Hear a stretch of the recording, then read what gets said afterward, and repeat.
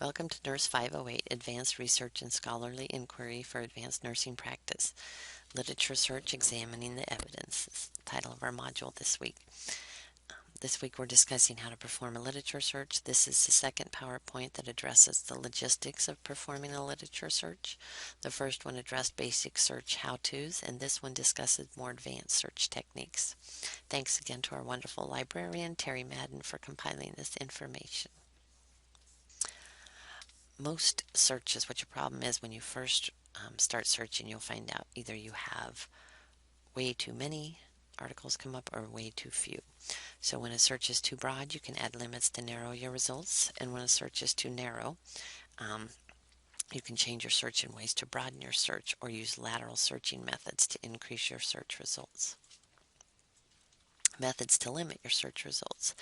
If you get way too many results, you can either limit by date, limit to refereed or peer-reviewed articles, which you should actually be doing for this course anyway, add another search term, limit by language, or limit by gender or some other characteristic.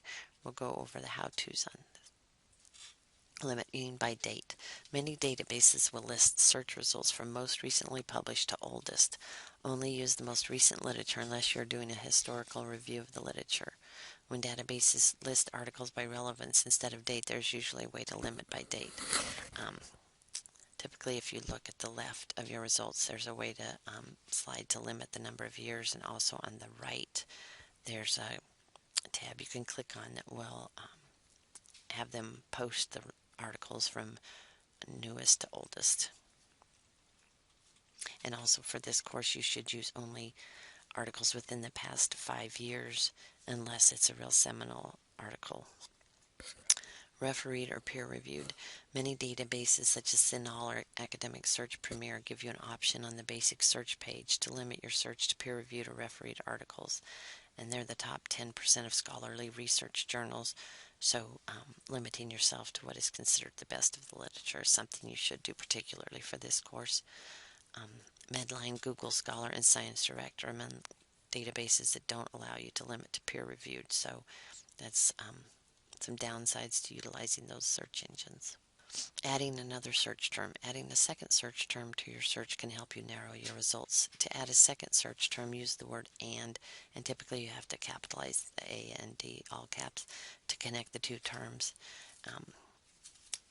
I guess you don't have to capitalize it for all databases, but I would just get in the habit of doing it that way. They know it's a Boolean term that you want both words, both terms on either side of the and in it. So, and this will narrow your number of articles. Limit by language. Some databases, in fact, actually a good many of the scholarly ones contain articles written in foreign languages, so you should limit your search to English or whatever language you're proficient in. Other limits, example here is men and women having different responses or different symptoms for diseases or conditions, and so you could limit your search to articles regarding male subjects or female subjects. But that isn't always the case, but you could think of some other characteristic that you'd like to limit it to and utilize that as a means of limiting your search results. Now, on the other hand, if you want to broaden your search, there's a lot of different ways to do that. You could eliminate one or more of the search terms you're using, use fewer words or other words that mean the same thing.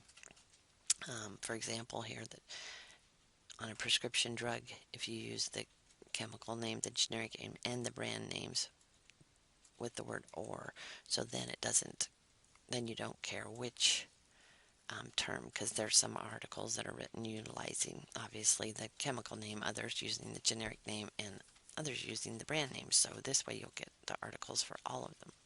Lateral or purl searching. Lateral searching is also known as purl searching because, quote here, a single good article is much like a precious pearl. Its subject headings and sometimes the words in its title or abstract may give you ideas for making more and better searches. In other words, you can find one really good article on your topic, then you can use the information in it as a jumping off place to get more information and more sources.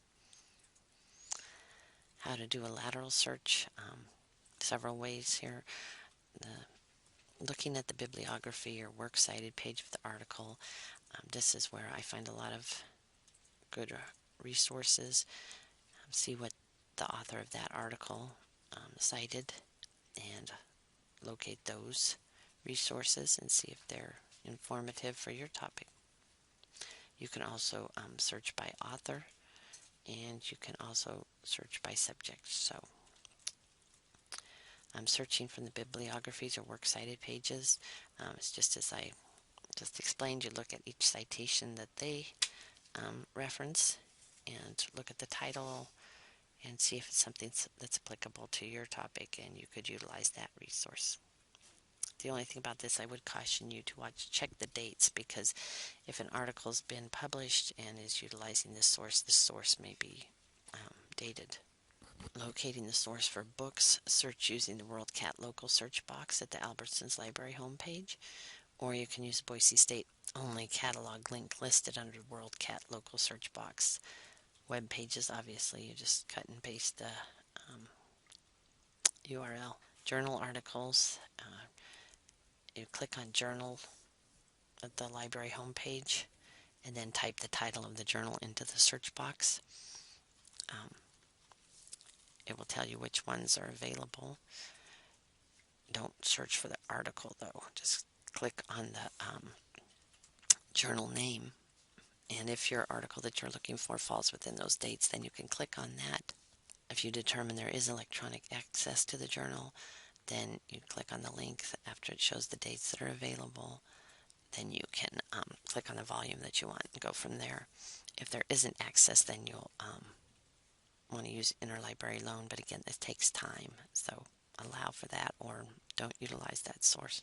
Searching by author, if you're in a database and have found a really good article about your topic, you can see what else the author has written on your subject. Here, if you pull up a database, you click on the title of the article, or you can also search by author's name. You click on it and it'll bring up a list of articles written by that same author. You can use that. That's the advanced search function. Searching by subjects, if you're in a database or looking at a really good article on your topic, you may want to look at the subjects that the database has assigned to that article. Their keywords and things are listed typically on the far left of the page, and you can click on them and they'll give you other articles on that topic. Some databases it's listed at the bottom rather than at the left. Citation searching, this is, I don't know, it seems like a complex way to do what I've already described earlier as far as looking at the sources in the article, but this is another way to do Perl searching. It's called citation searching. Major database that does citation searching is Web of Science, and it is such a complex process that the librarian has given us a couple of YouTube videos that will talk you through that. So if you are interested in learning more about that, you can follow those YouTube instructions. So in summary, typically with any search, initially you'll get either too many articles or too few articles, and this PowerPoint has hopefully talked you through ways to either broaden or narrow your search results depending upon what results you're after. Thanks.